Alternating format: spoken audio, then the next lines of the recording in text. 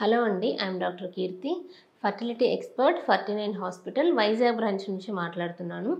So చాలామంది patients madam మాకు irregular periods ఉన్నాయి. సో ఇటువంటి ఇర్రెగ్యులర్ పీరియడ్స్కి ఎలాంటి ట్రీట్మెంట్స్ తీసుకోవాలి అని చెప్పి అడుగుతూ ఉంటారు. సో యూజువల్గా ఫిమేల్స్లో ఏమవుతుందంటే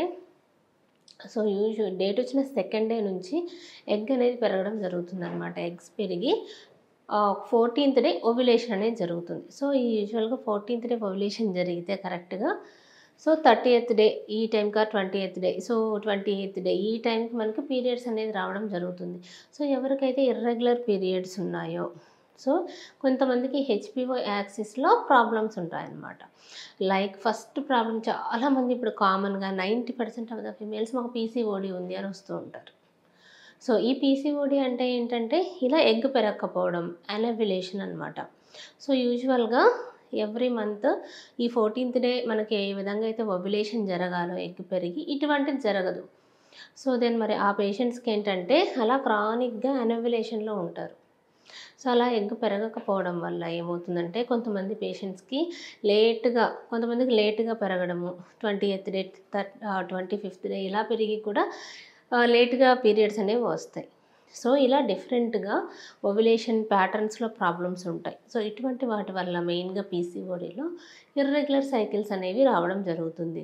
అలా వచ్చినప్పుడు కొంతమందికి హెవీ బ్లీడింగ్ అవ్వడం ఉంటుంది, లేదు కొంతమందికి అలిగోమెనోరియా అంటారు, కొంతమందికి తక్కువ బ్లీడింగ్ అవుతుంది. So one of the main reason is the PCOD.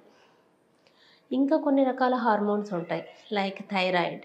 So ఈ థైరాయిడ్ హార్మోన్ ఫంక్షన్లో కూడా మనకి డిఫరెన్సెస్ ఉన్నప్పుడు లైక్ హైపోథైరాయిడ్, సో ఇలా ఉన్నప్పుడు కూడా మనకి ఇలా లేట్గా రావడము, ఇర్రెగ్యులర్గా రావడం అనేది చాలా కామన్గా చూస్తూ ఉంటాం.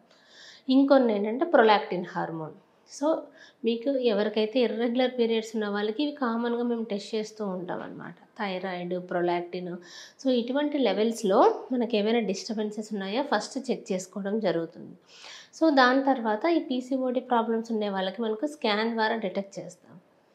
మెయిన్గా అంటే స్కాన్లో మనకి ఎగ్ ఎలా పెరుగుతుంది ఇవన్నీ కరెక్ట్గా చూసుకొని మనకి ఏ ప్రాబ్లం ఉందో కరెక్ట్గా ఐడెంటిఫై చేసినట్లయితే దానికి రిలేటెడ్ థైరాయిడ్ ఉంటే దానికి రిలేటెడ్ ట్యాబ్లెట్స్, ప్రొలాక్టిన్ లెవెల్స్ ఎక్కువగా ఉంటే దానికి రిలేటెడ్ పీసీఓడి.